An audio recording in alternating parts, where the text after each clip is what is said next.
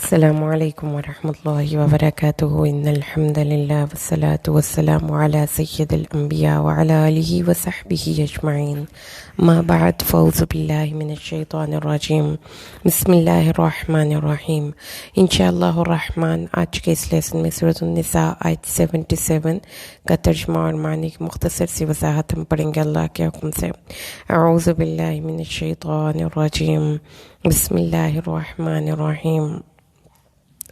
علم ترا، کیا نہ دیکھا تو نے مخاطب، الی الذین، ان لوگوں کی طرف، کفو، جنہیں کہا گیا تھا کہ بند رکھو، روک لو، ایدیکم، اپنے ہاتھوں کو، اقیمو، اور قائم کرو، صلاۃ، نماز، وآتو، اور عطا کرو اور دو زکوٰۃ. فلما، پس جب کتبہ، لکھ دیا گیا، علیہم، ان پر، قتال کرنا، جہاد کرنا اللہ کے راستے میں، اذا فریق، تو یکا یک ایک گروہ، منہم، ان سے، یخشون الناس، لوگوں سے یوں خوف کرنے لگا، کہ خشیت اللہ، جیسا کہ اللہ سے خوف کیا جاتا ہے، او یہ شاید اشد، اس سے بھی زیادہ شدید خشیہ، خوف. وقالو، اور انہوں نے کہا، ربنا، اے ہمارے پروردگار، لما، کیوں، کتبتا، تو نے لکھ دیا، علینا، ہم پر، القتال، جہاد کرنا کیوں فرض کر دیا، لولا، کیوں نہ، اخرتنا، تو نے ہمیں ڈھیل دی، الی اجل قریب، وقت قریب تک، کل متاع الدنیا قلیل، کہہ دیجئے دنیا کا فائدہ تھوڑا ہے، والآخرۃ، اور آخرت، خیر، بہتر ہے، لمن اتقی، اس شخص کے لیے جو پرہیزگاری کرے، ولا، اور نہ، تظلمون، تم ظلم کیے جاؤ گے، فتیلا، ایک کھجور کے دھاگے کے برابر بھی. اعوذ باللہ من الشیطان الرجیم.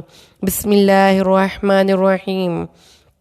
ألم تر إلى الذين قيل لهم كفوا أيديكم وأقيموا الصلاة وآتوا الزكاة ولما كتب عليهم القتال إذا فريق منهم يخشون الناس كخشية الله أو أشد خشية وقالوا ربنا لما كتبت علينا القتال لولا أخرتنا إلى أجل قريب قل متاع الدنيا قليل والآخرة خير لمن اتقى ولا تظلمون فتیلا. اے مخاطب، آپ نے ان لوگوں کی طرف کیا نہیں دیکھا جن سے یہ کہا گیا تھا کہ ابھی جنگ سے ہاتھ روک کے رکھو اور نماز قائم کرو اور زکوٰۃ ادا کرو. پھر جب ان پر جہاد فرض کر دیا گیا تو ان میں سے ایک گروہ انسانوں سے یوں ڈرنے لگا جیسا کہ اللہ سے ڈرنا چاہیے یا اس سے بھی زیادہ، اور انہوں نے کہا، اے ہمارے پروردگار، تو نے ہم پر جہاد کیوں فرض کر دیا، کیوں نہ تو نے ہمیں کچھ اور مہلت دی ہوتی. آپ کہیے کہ دنیا کا سامان بہت تھوڑا ہے اور آخرت ڈرنے والوں کے لیے بہت بہتر ہے، تم پر ایک دھاگے کے برابر بھی ظلم نہ کیا جائے گا. مقدسہ 77 سورۃ النساء. اس میں مضامین، ہم سب سے پہلا مضمون یہاں پر اللہ تعالیٰ نے فرمایا، ایک ماضی کی بات بتائی گئی کہ ان لوگوں کو کہا گیا جو کہ جن پر ظلم کیا جاتا تھا، یعنی مکہ کے مسلمان، کہ جب تم پر ظلم کیا جاتا ہے تو تم نے اپنے ہاتھوں کو روک لینا ہے اور کافروں سے جنگ نہیں کرنی. یہ اس وقت کی بات ہے جب جماعت مسلمین بہت ناتوان تھی، کمزور تھی، اور مسلمانوں کی جماعت اتنی زیادہ پاورفل نہیں تھی کہ وہ ان کے کافروں سے مقابلہ کر سکتی. تو اس وقت وائلنس کے جواب میں ریٹیلیشن کرنا یا اوفینسو ہو جانا، اس کی اجازت نہیں تھی.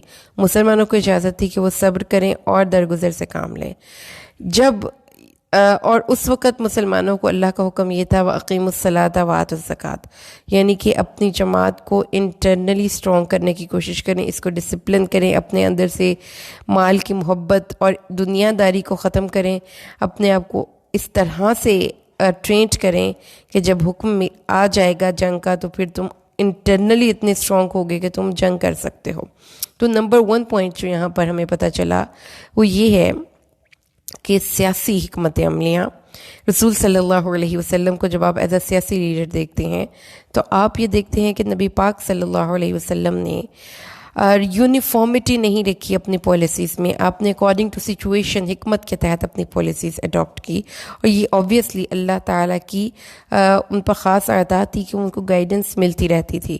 تو رسول صلی اللہ علیہ وسلم کی جب آپ سیاسی حکمت عملی پہ اگر دیکھتے ہیں بنظر عمیق، اس کا اگر آپ جائزہ لیتے ہیں تو آپ کو یہ پتہ چلے گا کہ رسول صلی اللہ علیہ وسلم ایک بہت ہی وائس پولیٹیکل لیڈر تھے، جن کی وجہ سے اگر آپ دین اسلام کے انقلاب کو ایک پولیٹیکل انقلاب دیکھتے ہیں تو بھی آپ یہ دیکھیں گے کہ ہمارا جو دین ہے وہ محض تعلیم اور تعلم کا دین نہیں ہے کہ کچھ لوگ بیٹھ کر پڑھ رہے ہیں اور پڑھا رہے ہیں. یہ تعلیم اور تعلم ایکچولی وہ ایک ایسی جماعت کی تیاری کے لیے ہے جو کہ میدان جنگ میں جائے گی اور پولیٹیکل گراؤنڈز پہ. زیادہ تر تو نبی پاک کی جو جدوجہد اگر آپ دیکھتے ہیں تو جنگیں تو اس کا ایک پارٹ ہے، لیکن بیسیکلی آپ نے ایک پولیٹیکل جدوجہد کی، یعنی آپ نے عرب کو ایک پورے کے پورے جو کہ ایک انارکی کا شکار تھا، ڈفرینٹ ہولز میں تقسیم ہوا تھا، اس کو ایک وحدت کے انڈر لے آئے. اور اس کے لیے پھر آپ صلی اللہ علیہ وسلم نے according to the situation policies کو اڈاپٹ کیا. تو جب مکہ میں آپ آباد تھے اور جب مکہ میں نبی کریم صلی اللہ علیہ وسلم اپنی اس موومنٹ کا آغاز کر رہے تھے تو اس وقت حالات میں مصلحت کا تقاضا یہ تھا کہ چونکہ مسلمان کمزور ہیں، مسلمان کے پاس اتنی پولیٹیکل اتھارٹی نہیں، مسلمان ویک کنسیڈر کیے جاتے ہیں، تو ان کو مصلحتاً ان کے ساتھ مٹبھیر نہیں کرنی جو کہ ان کے دشمن ہیں، بلکہ انہوں نے اپنے ہاتھوں کو روکنا ہے. اور یہ اللہ نے، اور یہی ایک سنت، یہی ایک طریقہ کار ہے اپنی جماعت کی گروتھ کا، کہ آپ انٹرنلی اسٹرانگ ہوتے جائیں تک ایک پوائنٹ ایسا آئے کہ اب آپ اتنے اسٹرانگ ہو چکے ہیں کہ اب اپنے اوپر کیے گئے ظلموں کا بدلہ لے سکتے ہیں. لیکن اس سے پہلے نہیں، اس سے پہلے مصلحتاً خاموشی کے ساتھ چلتے رہیں تاکہ آپ کی جماعت میں کم سے کم پریشانی، یا آپ کہہ لیں کہ آپ کی ریسورسز، آپ کی انرجیز کم سے کم ویسٹ ہوں.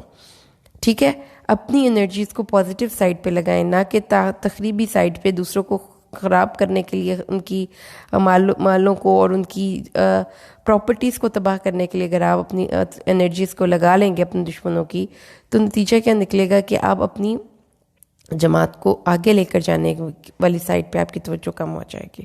تو یہ ہے پہلی بات. یہاں پر اللہ تعالیٰ نے سب سے پہلے بتایا کہ نماز قائم کرو اور زکوٰۃ ادا کرو.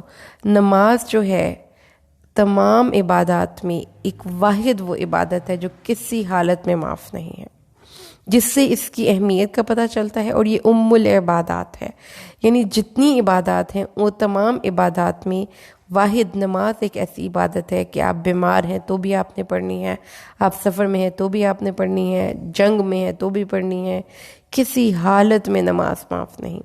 تو اس کی مثال آپ یوں لیں کہ حج آپ اس وقت کریں گے جب آپ کے پاس پیسے ہیں، زکوٰۃ آپ تب دیں گے جب آپ کے پاس پیسے ہیں، جہاد بھی آپ اس وقت کریں گے جب آپ فزیکلی فٹ ہیں. اگر آپ کمزور ہیں، اگر آپ ناتوان ہیں، اگر آپ اپاہج ہیں، آپ کو جہاد سے بھی ایگزیمپشن مل سکتی ہے. اسی طریقے سے ایک مریض ہے جو کھڑے ہو کے نماز نہیں پڑھ سکتا، وہ بیٹھ کے پڑھے گا. جو بیٹھ کے نہیں پڑھ سکتا وہ لیٹ کے پڑھے گا. جو اپنی ہوشوں میں ہے، اپنے حواسوں میں ہے، اس کو تو نماز ادا کرنی ہی کرنی ہے. تو یہ وہ عبادت ہے جس کو کہ اللہ نے فرمایا کہ focus on your self grooming and on your self discipline.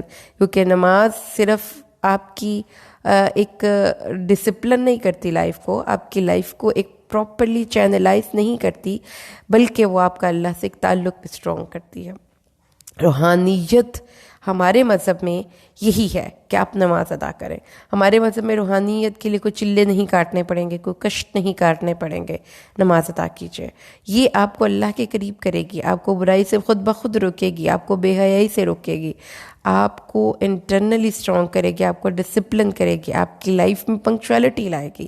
جس وقت شخص نے فجر کی نماز ادا کرنی ہے، پھر اس کی زندگی میں تو کوئی ہالیڈے نہیں ہے، چھٹی تو وہ کر ہی نہیں سکتا. وہ دیر تک جاگنا افورڈ نہیں کر سکتا اور وہ دیر تک سونا افورڈ نہیں کر سکتا. اس نے صبح کی نماز کے لیے اٹھنا ہے. تو اللہ نے فرمایا کہ اس وقت حکم یہ تھا کہ نماز ادا کرو، زکوٰۃ دو.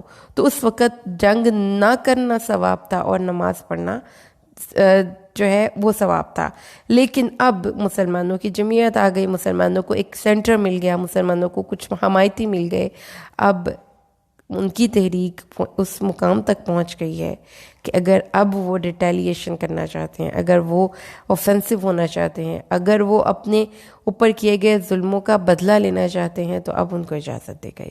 اب ان کو یہ کہا گیا کہ آؤ اب میدان میں، اب تم نے ڈو اور ڈائی کی کنڈیشن میں آ گئے ہو، یہ جو تمہارے پاس ایک ایجنڈا ہے، جو کاز ہے، اس کو تو آگے پہنچانا ہی پہنچانا ہے۔ اب اس کو آپ دیکھیں کہ اگر پولیٹیکل سناریو کی بات کرتے ہیں ہم اس وقت، تو آپ یہ دیکھیں کہ مسلمانوں نے اللہ کے کلمہ کو بلند کرنے کے لیے ہی جد و جہد کی ہے، مسلمانوں نے اپنے ڈیفینسو ہو کر جنگ کی ہے، مسلمانوں نے اپنے مظلوم مسلمان بہن بھائیوں کی مدد کے لیے جنگ کی ہے، اور مسلمان جب بھی مکہ گئے وہ بہت ہی پرامن طریقے سے گئے۔ تو یہ چیزیں ذہن میں رکھنی چاہیے کہ اللہ تبارک و تعالیٰ نے مسلمانوں کو اس چیز کی اجازت دی اب کہ اب وہ اپنا ڈیفنس کر سکتے ہیں، اب وہ ہتھیاروں کے ذریعے اپنا ڈیفنس کر سکتے ہیں، اب ان کو بلا ضرورت صبر کرنے کی ضرورت نہیں۔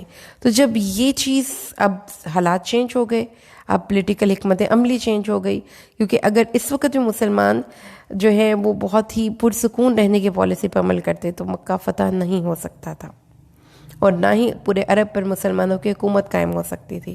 اب ضرورت تھی مسلمانوں کو آگے بڑھ کر اپنے حقوق کی تحفظ کی، اپنے ان مسلمان بہن بھائیوں کے حق میں بولنے کی جن کے حق میں وہ پہلے بولنے کی پوزیشن میں نہیں تھے۔ تو اس وقت یہ اب پولیٹیکلی مسلمانوں کا جو موومنٹ ہے وہ بہت ہی فیصلہ کن دور میں داخل ہو رہی ہے، اور اس فیصلہ کن دور میں ظاہر ہے کہ انہیں چاہیے تھے ایسے جانثار جو اپنی جانیں بھی قربان کر دیتے اپنے اس کاز کے لیے، وہ کاز جو کہ زمین پر اللہ کی حکومت کے قیام کا کاز تھا۔ لیکن اس وقت کچھ لوگ خشیت اللہ، لوگوں سے یوں ڈرنے لگے جیسا کہ اللہ سے ڈرنا چاہیے، او اشد خشیہ، یہ اس سے بھی زیادہ خشی۔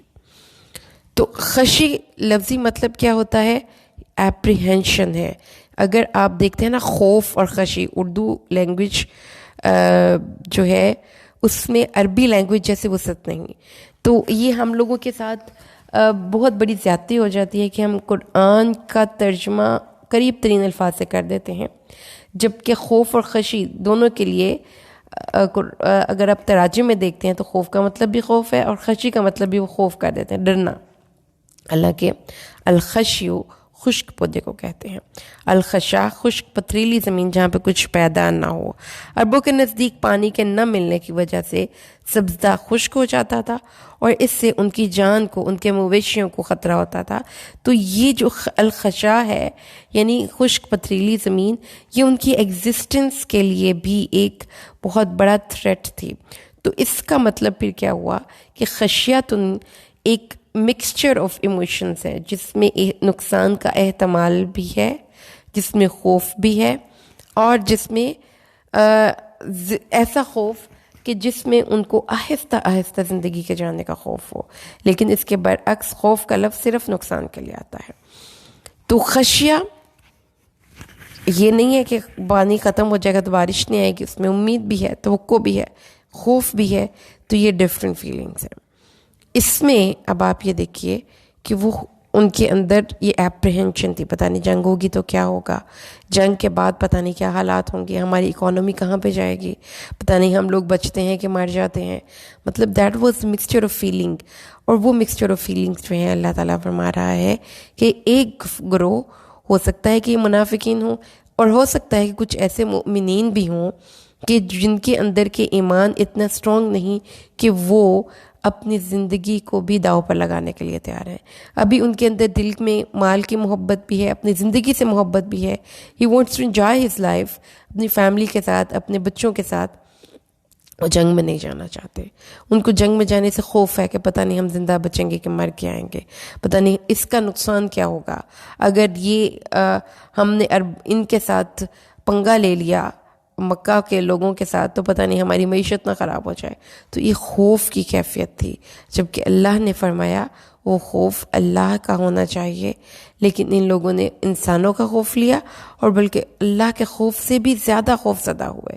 تو جو ایک کیریکٹر یہاں پر آ گیا، وہ ہر انسان کے اندر کبھی کبھی کیفیت آتی ہے، اس لیے اللہ تعالیٰ نے اس چیز کو ریفر کر دیا کہ یہ خوف، اس سے اپنے آپ کو جان چھڑائیں، کیونکہ یہ خوف جو ہوگا نا، یعنی کہ یہ خوف کہہ لیں یا یہ کہ کیا ہوگا، اب کیا ہوگا، یہ اپنے آپ سے سوال نہیں پوچھنے، جو ہوگا وہ دیکھا جائے گا، یہ کیفیت ہونی چاہیے. جو اب کا کرنے کا کام ہے وہ ہم کرتے ہیں، باقی جو ہوگا اللہ کے سپرد. وہ جو مسلمانوں نے کہا تھا حسبنا اللہ و نعم الوکیل، تو اللہ نے اور وہ اللہ نے ان کی ایک قول نقل کیا، قالوا ربنا لما كتبت علينا القتال لولا اخرتنا الى اجل قریب. انہوں نے کہا خوف کے عالم میں اب زبان سے لفظ کیا نکل رہے ہیں، اے اللہ اتنا جلدی کیوں قتال ہم پر فرض کیا گیا، ابھی تھوڑی دیر ہم اور سٹرونگ ہو جاتے، ہمیں تھوڑی سی اور مہلت مل جاتی. بیسیکلی وہ جنگ میں جانا ہی نہیں چاہتے. تو اللہ نے فرمایا متاع الدنیا قلیل، اے نبی ان کو بتا دیجئے یہ دنیا، یہ مال و دولت، یہ اونچے اونچے آپ کی جو گھر ہیں، جو آپ کے کاروبار ہیں، جو بھی چیزیں ہیں، اگر ان کی وجہ سے میدان جنگ میں جانے سے رک رہے ہو، ان کی وجہ سے اللہ کے نبی کا ساتھ دینے سے رک رہے ہو، تو سن لو یہ دنیا کے استعمال کی چند روزہ چیزیں ہیں اور یہ قلیل فائدہ ہے، تھوڑا فائدہ ہے. قرآن پاک میں اسی مضمون کو اللہ نے ایک اور مقام پر اس طرح سے بیان فرمایا ہے، قل ان کان آباؤکم وابناؤکم وازواجکم وعشیرتکم واموال اقترفتموها وتجارۃ تخشون کسادها ومساکن ترضونها احب الیکم من اللہ ورسولہ وجہاد فی سبیلہ فتربصوا. اے نبی کہہ دیجئے کہ اگر تمہارے باپ اور تمہارے بیٹے، و ازواجکم اور تمہارے جوڑے، و عشیرتکم اور تمہارے یہ جو کنبا قبیلہ ہے، ان تمام میں دل لگتا ہے نا انسان کا، یہ ہیں آپ کے ریلیشنز جو آپ کو سٹرونگ نہیں ہونے دیتے، آپ کو ویک کر دیتے ہیں. تو اسی لیے اللہ نے فرمایا یہ تمہارے دشمن ہیں، بی ویئر آف دیم. اور وہ تمہارے مساکن جن میں رہ کر تمہارا دل بہت ہی خوش محسوس کرتا ہے، اور تمہارے کاروبار، یہ سب چیزیں انسان کے دل کے اندر کی چاہتے ہیں، شہوات ہیں. اللہ فرماتا ہے ان سے محبت بری چیز نہیں، لیکن اگر ان کی محبت اتنی غالب آ جائے کہ تم اللہ اور اس کے نبی کا ساتھ دینے سے پیچھے ہٹ جاؤ، تو یاد رکھو پھر فتربصوا حتی یأتی اللہ بامرہ، یاد رکھو پھر اللہ کے امر کا انتظار کرو. اللہ اپنا امر لائے گا کہ ایسے لوگ اللہ کو نہیں چاہیے. ہاں اللہ کو اپنی جماعت میں ایسے لوگ نہیں چاہیے. حزب اللہ میں وہ لوگ شامل ہوں گے جو ہر وقت اللہ کے ہر حکم پر سر اطاعت کم کریں. جب حکم ہو جنگ نہ کرنے کا تب جنگ نہ کریں، جب حکم ہو آگے بڑھو اور جنگ کرو تو پھر پیچھے نہ ہٹیں. اللہ نے فرمایا دنیا کا فائدہ جس کے پیچھے لگ کر تم آخرت کو فراموش کر رہے ہو وہ تھوڑا ہے. وَلَا تُظْلَمُونَ فَتِيلًا، آخرت تو بہتر ہے اس کے لیے جو اتقا کرے، جو اپنے آپ کو روک کر سہج کر قدم رکھے، تو اس کے لیے تو آخرت بہتر ہے. اس کو تو دنیا لائبلٹی لگنی چاہیے، ایسٹ تو نہیں لگنی چاہیے. دنیا تو ایک بہت بڑا اس کے لیے قید خانہ ہے. تو دنیا سے اللہ فرماتا ہے کہ دنیا میں رہنے کی چاہت کیسی عجیب چاہت ہے، کیونکہ دنیا کا فائدہ تو تھوڑا ہے اور آخرت بہت بہتر ہے. وَلَا تُظْلَمُونَ فَتِيلًا، یاد رکھو تم اللہ کے راستے میں ایک تھکاوٹ بھی برداشت کر دو گے، تمہارے قدموں پہ ایک دھول مٹی بھی پڑے گی، تمہیں اس کا بھی بدلہ ملے گا. اللہ کے راستے میں کوئی چھوٹے سے چھوٹا کام کرو گے اس کا بھی بدلہ پاؤ گے. اس لیے یاد رکھنا کہ قتال سے اعراض نہیں کرنا، جب حکم آ گیا تو پھر آگے پڑھو.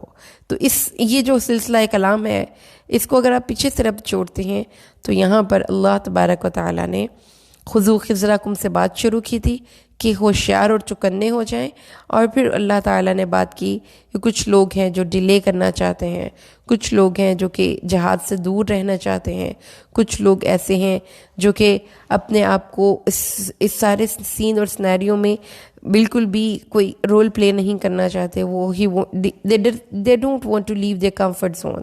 اور پھر اللہ نے فرمایا کہ کمفرٹ زون چھوڑو گے تو ہی کچھ ملے گا.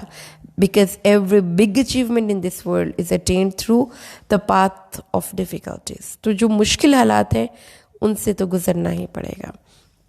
اللہ تعالیٰ نے پھر بتا دیا کہ جہاد کی نیت کیا ہوتی ہے، جہاد کرنے والے کے اندر کی انٹینشنز کیا ہونی چاہیے، جہاد کی وجوہات میں سے ایک وجہ بھی بتا دی کہ اپنے مسلمان مظلوم بہن بھائیوں کی مدد کرنا تم پر فرض ہے۔ اور پھر اب اللہ تعالیٰ نے پھر بتا دیا کہ مومنوں اور کافروں کے جہاد کی انٹینشنز ڈیفرنٹ ہوتی ہیں۔ اور آج کے لیسن میں ہم نے یہ پڑھا کہ اللہ نے فرمایا کہ آخرت کے فائدے کے لیے دنیا کے متاع قلیل پہ کمپرومائز کرنا پڑے، اپنے گھروں کی کمفرٹس کو چھوڑنا پڑے، اپنے بیوی بچوں کو پیچھے چھوڑ کر آنا پڑے، تو بہرحال یہ سودا گھاٹے کا سودا نہیں، کیونکہ جو کچھ بھی تم اللہ کے راستے میں سپینڈ کرو گے وہ تمہیں ریٹرن ہو جائے گا، اور تمہیں بالکل بھی ظلم نہیں کیا جائے گا۔ تمہیں ایک کھجور کے دھاگے، کھجور میں جو ایک میمبرین نہیں ہوتی، چھوٹی سی جھلی سی ہوتی ہے، اس کے اندر ایک چھوٹا سا دھاگا کبھی آپ دیکھیے گا جب آپ کھجور کھاتے ہیں، اللہ نے فرمایا اس قدر بھی کسی پر ظلم نہیں کیا جائے گا، کھجور کی جو جھلی ہے اس کے برابر بھی کسی پر ظلم نہیں کیا جائے گا۔ اس لیے اپنے آپ کو کانفیڈنس کے ساتھ اس راستے پر رکھیں اور اللہ تعالیٰ سے دعا کرتے رہیں کہ ہم تیرے راستے پر چلنا چاہتے ہیں، تیرے نبی کے مددگار بننا چاہتے ہیں۔ اللہ ہمیں قبول کر لے ہماری ایفرٹس کو، اور ہمیں ان لوگوں میں شامل کرے۔ آمین۔ بارک اللہ لی ولکم فی القرآن الحکیم ونفعنی وإیاکم بالآیات والذکر الحکیم۔ السلام علیکم ورحمۃ اللہ وبرکاتہ۔